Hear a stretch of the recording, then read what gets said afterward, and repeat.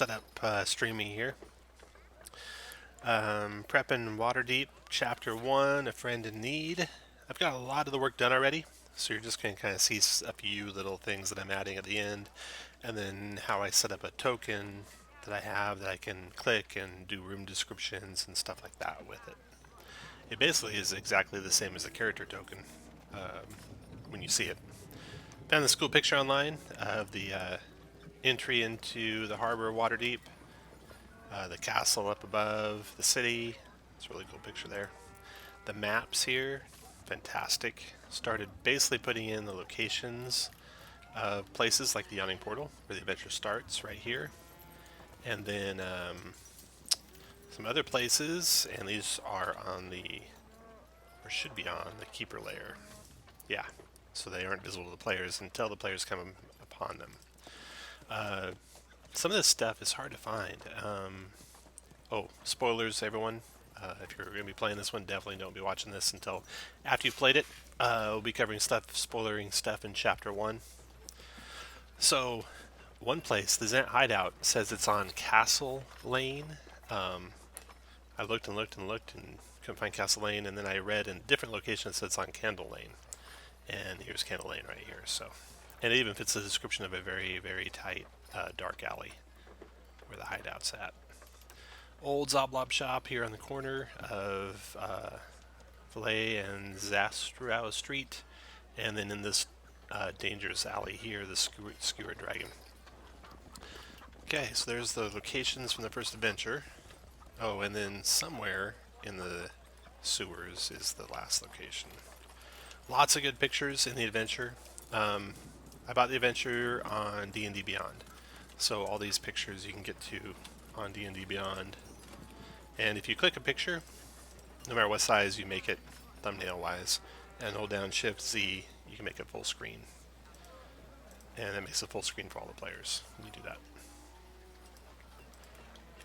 There's another cool picture of Waterdeep. And then the Yawning Portal. So the Yawning Portal, I found this map is from a 4th edition version of the Yawning Portal. Nice color map. There's some other really good ones out there. I saw someone just created one from the DDAL 800 adventure, which looks really awesome. And plus it even has the multiple layers or levels that, as you can see from this picture, the Yawning Portal is supposed to have. So I would go get that if I have time, and I might get that and change it to that map here. So when I'm doing maps and I'm setting maps up, I'll often put stuff on the DM layer as just notes to myself, or the Gamekeeper layer, or GM layer. So like I have this one, this is an important one here at a level 0 adventure. Employees, they don't get involved in the fight that takes place, but they will stabilize PCs at 0 hit points. So I put that there to remind me. And then of course, sometimes I'll put little NPC stuff like Durnan will tell the players they fought well if they help him in the battle. And then I have these guys hidden right now, Yagra and the thugs that accost her that start out the adventure, so that I can kind of put them in a good location depending on where the players decide they want to sit. I have Bolo here and some other NPCs here. I have this one, Gelestris Silvermane, out because one of the players knows him. I took the hint, I think it was in the adventure itself. It talks about sharing this sheet here with the players, so, and having them, ID someone who they might be friends with at the end, which is good. So that's the starting area. It's all set up and ready to go. I also, when I'm starting to create adventures, I'll often just, kind of make a lineup of all the monsters that appear in the adventure at one location. So I can know if I need to make any new ones or if I got everything I need. And this map has those locations. It's overly big. I can make it smaller than that. In fact, I will right now. So it's 90 wide. It could be 80 wide easily. It's 90 tall. It could be 60 tall, probably. Yep, even smaller. Okay, another location of the adventure is the Zant Hideout. So that one I have here, And again, I put notes on the GM layer. I put the room numbers so I don't have to flip back and forth between pages to find out what room numbers are. When the players enter this area, they should hear ragged breathing, so I put that note there. It's a 15 passive perception to spot this secret door. If they open that secret door, they will ring a bell up above. I got all the bandits and Zentarum. All the Zentarum and Xanathar guild members lying here against the wall dead. Got these guys, whatever they're called. Drawing a blank. Kenku. Got them hidden, assuming the players make noise, but if they don't, then I'll reveal them. So there's the ground level, and then the upper level also it's got room numbers. It's supposed to be the street out here. And I put 3 of the Kenku down on the ground level and 1 up above. Then they're going to find Renair when they get... He's the one breathing raggedly. They're hunting for Floon, who looks like Renair. I have Floon in the next map. After the fight, the city guard will come. I got the city guard captain here. He's going to have some more... Oops.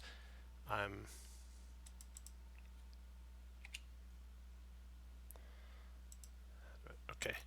That's something I need to update, because he's actually, I think, City Watch, which is a different group of people.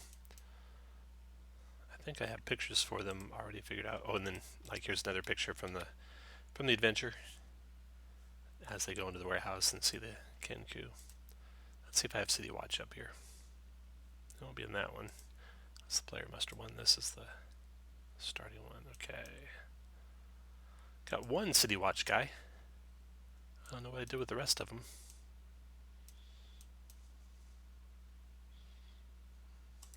And this is the city guard and the city guard captain. Alright. Interestingly, these guys who look more disheveled than the guard are usually all veterans, so they're pretty tough. Got Volo, got Durnan, got Yagra.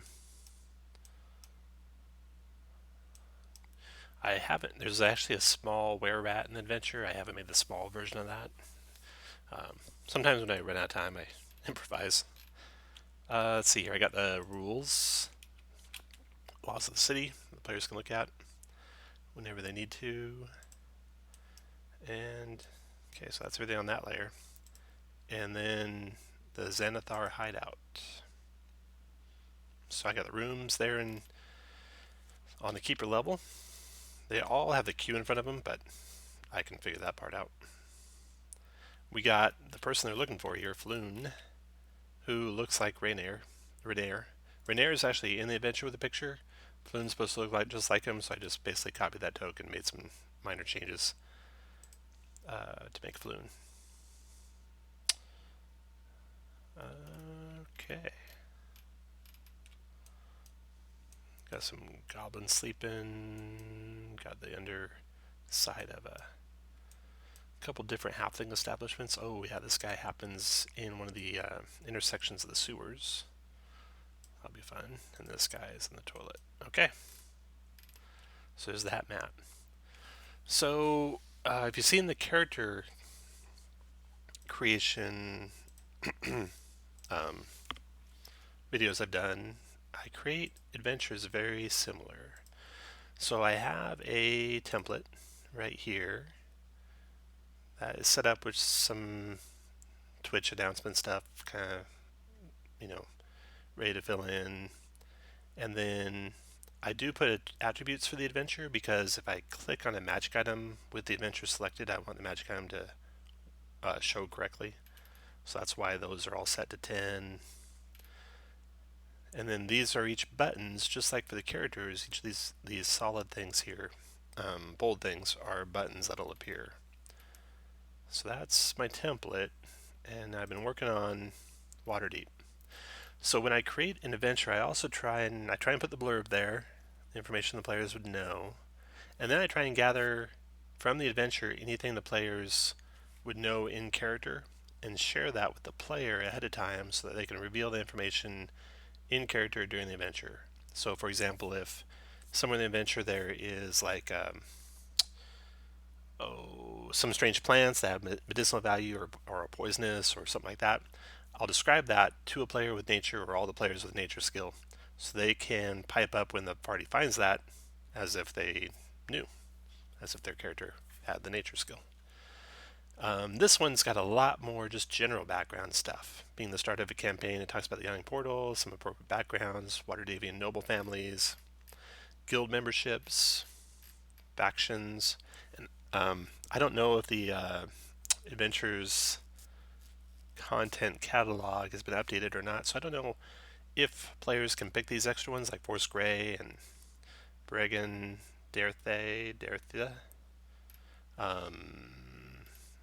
or those ones there. So that'll be interesting to see. And then I told the players that they have a friend in the Yawning Portal. Pick one from this picture and develop a short reason why you know them and add it to your background. So pictures like this, kind of cool when you buy the adventure on D&D Beyond. Let me pull up D&D Beyond. All right. So here's D&D Beyond. And make it bigger.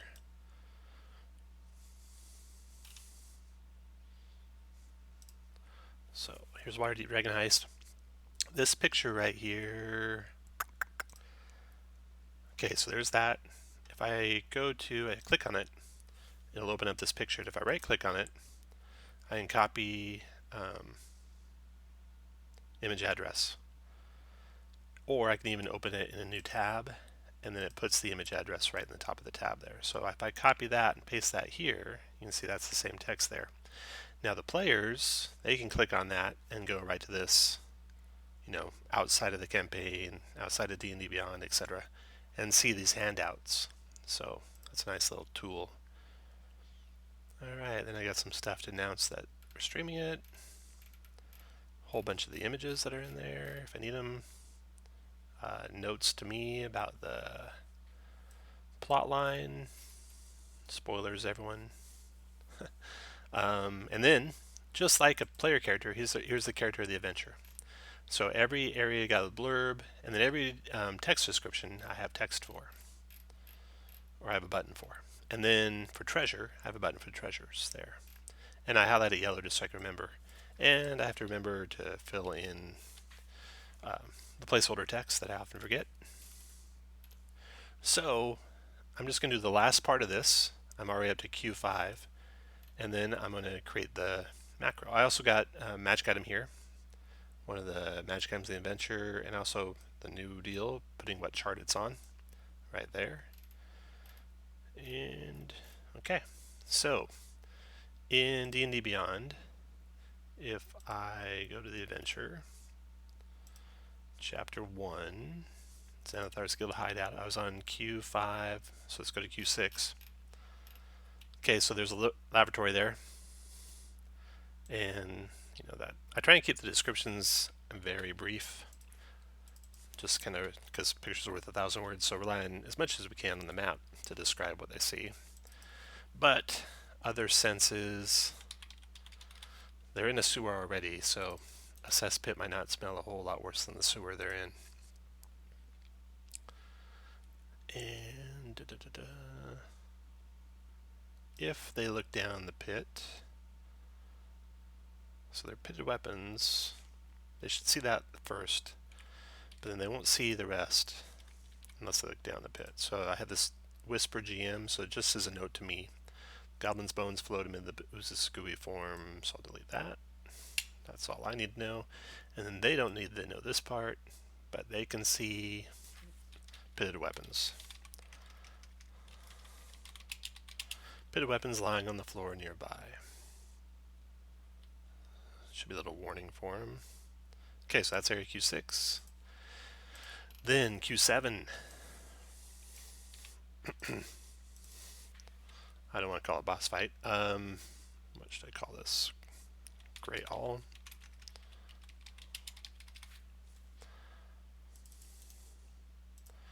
So I just take the text, the read aloud text, paste it in there, but then I will go through and try and make it brief.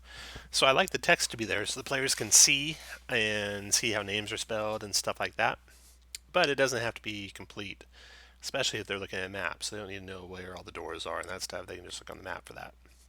So threadbare curtains hang on the east wall of a long hall. So I need to say a long hall, the east wall of this hall, or just on the east wall. In the middle of which a muscular half-orc. Oh, that's not good. East wall. In the middle of the room.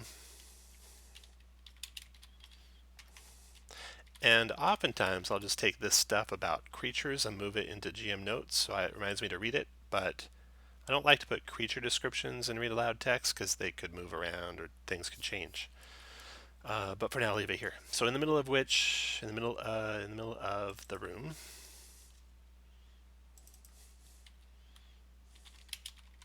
a muscular half-orc in dingy robe stands with his foot to the chest of a male human with wavy red blonde hair. Fire burns around the orc's clenched fist, and his victim cries and squirms helplessly beneath him.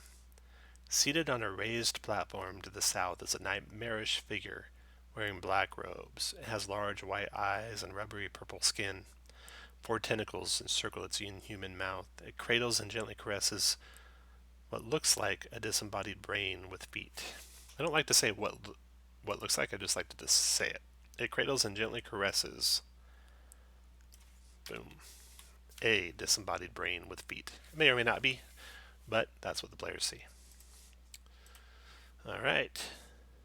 So there's that. All these extra notes, what I try and do is if they're notes I need to remember, put them on the map. Because I'll be looking at the map. If there's something I need to know in this room and don't want to forget, it's good to put it on the map. So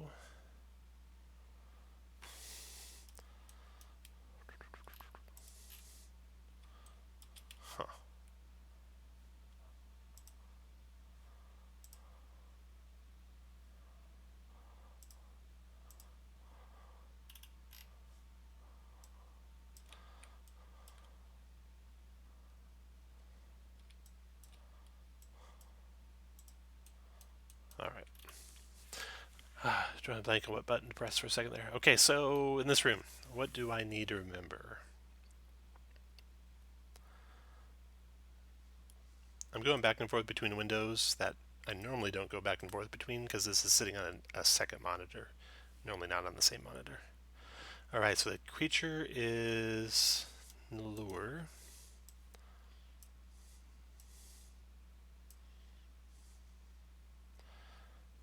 Got that. Rises from his chair, sets his bed down, glides across the room, intending to leave through the double door to the west wall, leaving these other 2 to cover his escape. He carries a 3-inch diameter stone orb, carved to resemble an eyeball. That's interesting. So hopefully the players won't find this, but I need to remember if they do. And if anyone attacks him, goes first in initiative and attacks him, he'll do Dominate Monster on them. If he goes first, he'll try to make it to where this orb can be opening a door. So it'd be 1, 2, 3, 4, 5, 6, 7, 8 squares of movement. He doesn't not have a 40 speed, so that would be a double move for him to get there. So instead what he'll do is single move with a readied Dominate Monster to defend himself. Alright, and then this D&D Beyond stuff's amazing because you can just hover over these things. It gives you the short description, or you can right click, open a new tab, and there's the full Apprentice Wizard there. So I use this all the time. Floon has 1 hit point left, which I have. Okay, treasure. So I can just copy this treasure and go back to my text. There. I always forget that I need to copy the template first. So there's treasure, copying the template to there. Alright, so If they defeat these guys, in a satchel he carries his spellbook. Nice. And they'll find all that too. Okay. And I'll just put it all together. Actually, I'll do it 2 separate lines to separate it. That'll make it 2 separate lines. Don't need the whisper. There we go. Okay. So there are 2 potions of healing, so I do need the whisper. Whisper GM, potion of healing times 2. Everyone kind of knows what these are, so this is just an example of what I do. So the potions, unlocked when chests contain 2 vials of reddish liquid. 16 gold pieces, 82 silver, and 250 copper. Alright, so the vials of reddish liquid. If I look over here into gear and potions, there will be a potion of healing here. Right there. So I'll copy that. So as magic items are described in these adventures, I put them at the end, right before the thanks. So I have a button where I can click on them and give the players a description of what they do. So there's the potion, 2 vials of rich liquid, and then GM potion healing times 2. Okay. Okay. And I need to make sure I label the Great Hall Q7. Now, back to D&D Beyond. Got the treasure, getaway passage.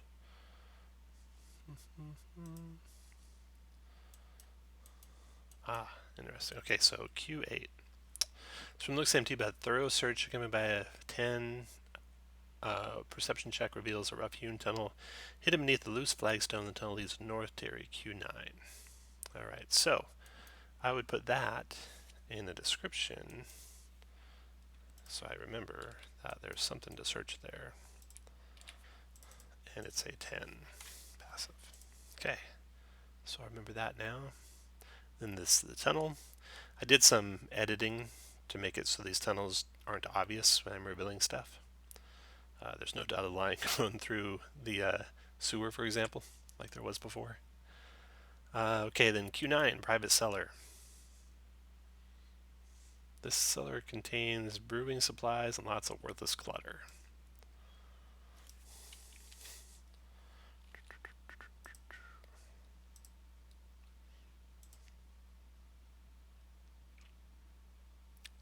I'm not going to put that there because I need to copy that. Before I go too much further, let's copy a bunch of this. Okay. Q8 does not have a description. Q9 does. Cellar. They don't know it's private. Players don't. That goes there. Okay. Sleeping quarters. Bolted the walls.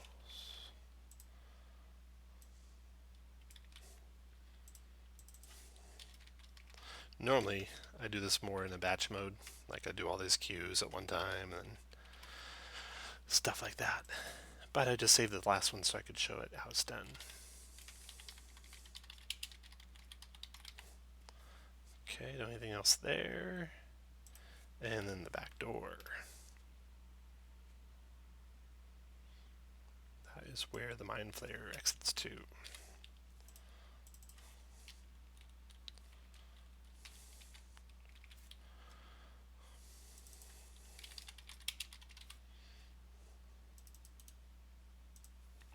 In the middle of this otherwise empty room is a stone pillar carved with a small symbol. A perfect circle with 10 equidistant spokes radiating outward from its circumference. In the middle of the circle is a smaller circular indentation that bears a passing resemblance to a lidless eye. So I have a little symbol copy of that I grabbed from somewhere. on the other map, because one of the, or several of the Xanathar dead people have that on them. So I'll copy that symbol over to here. It's going to go into this room, so I'll just place it there for memory.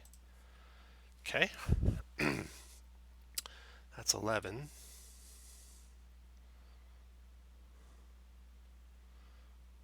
That's cool.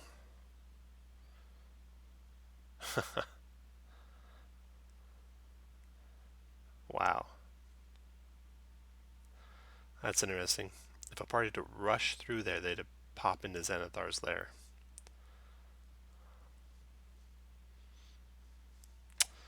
And the secret door is plainly visible. So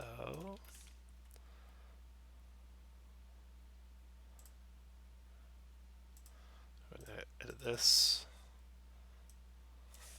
Just say it is.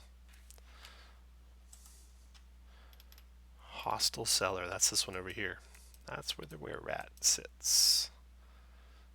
So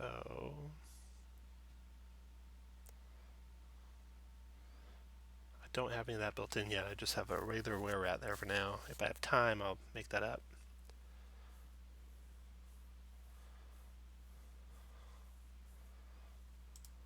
Near past at least the cellar. What do I see down here?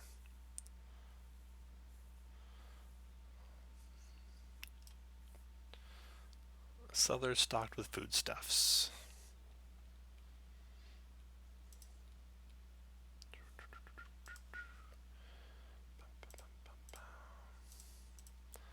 All right.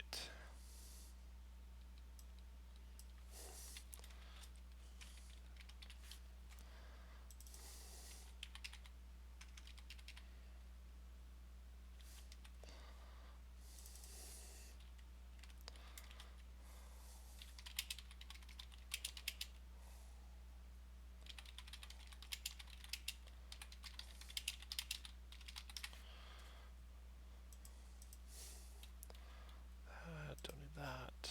Get some more copies of this.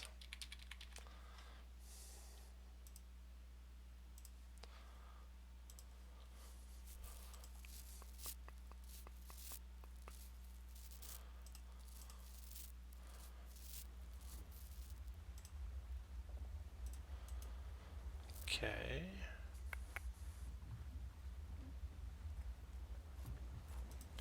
Now, return to the portal. Rewards. Good deed.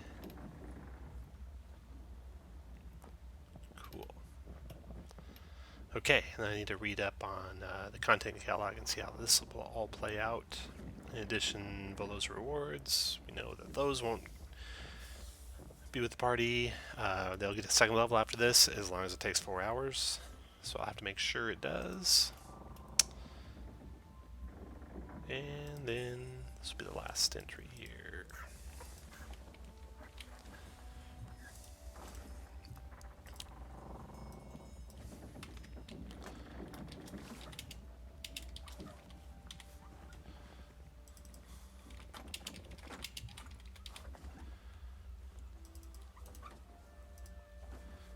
Scares me that flow of balloon. Volo gives you a rather sheepish look as he explains your reward.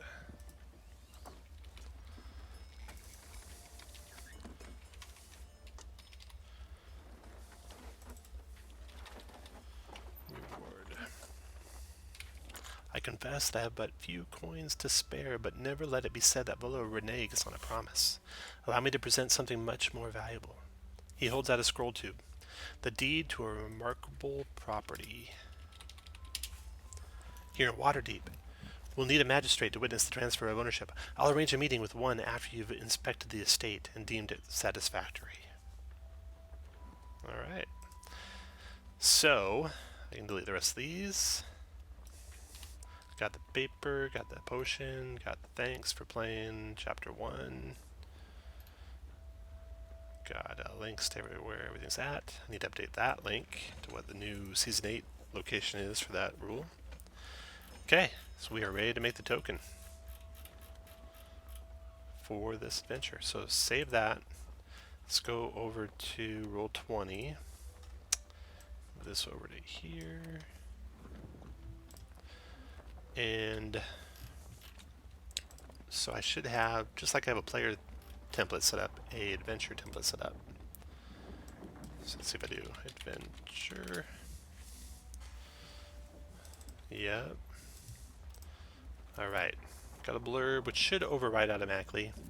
These guys are all filled in, so it doesn't really need to write them in, because that's all the same as what's here already. So that's all good. This, if you zoom in, is actually a map of the planet of Toril. Sea of Falling Stars right there. Jolt right there. Alright, so that's good. I'll go edit, duplicate. I don't really need two of those. Copy adventure, right click and delete that one. Okay. So, grab my little token I normally use for the adventures. Copy that, paste that. Double click the token, change what it points to copy the adventure. And the name will be DDHC-WDH-1, a friend in need. Okay, it doesn't need hit points, doesn't need an aura, doesn't need anything there. Now, take all that, delete it. Alright, so I can just come to here. I can kind of peruse these as I go, make sure I didn't forget to name anything. Looks like I got it all. Copy to there. Paste this plain text there. Delete that line. Save that. Click on the token. Come to the chat log. Character edit. Import. Alright. Uh-oh. Looks like it did not work correctly, unfortunately. No, it did not.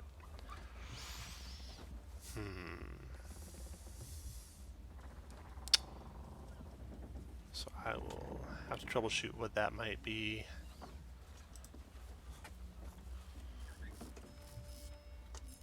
From importing token. Let me try, let's see here. Okay, character, the name looks right. Attributes, abilities, blurb, brawl. Don't think having a space anywhere screws it up, but I do have a space somewhere. Pretty sure of that.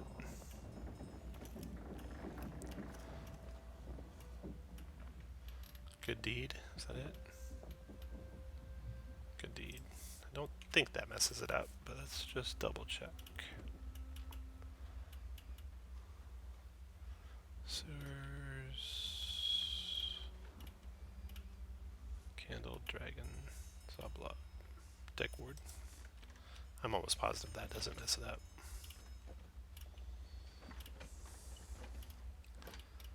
Alright, so save that, try it again.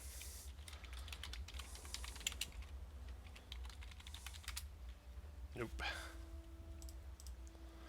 Then, let's see here. Shift double click that guy.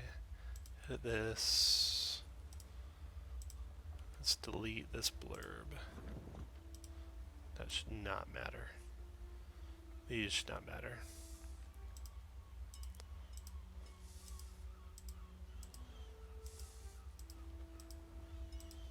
Okay. Try again.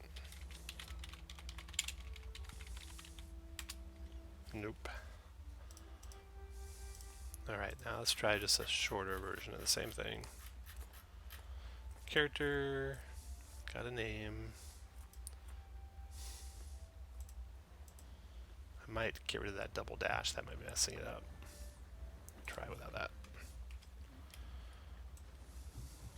Got all that, abilities, and I'll just go to there. Copy that. Double click that. Come here.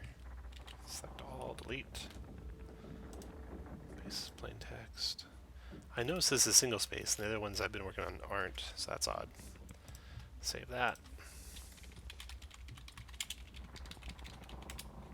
Nope.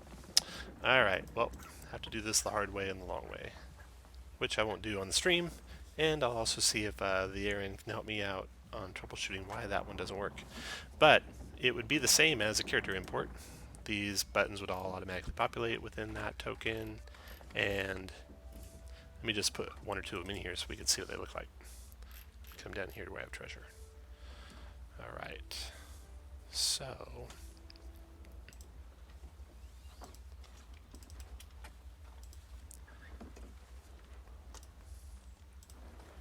I go 1, 2, 3, each of these a token action, open each one up, and we'll copy this guy to there.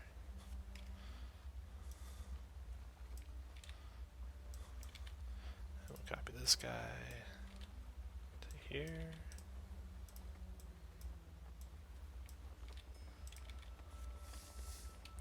And then, since they will have found, no, I don't find anything magical there, but example of finding something magical would be to copy this guy to here, put that to there. Okay.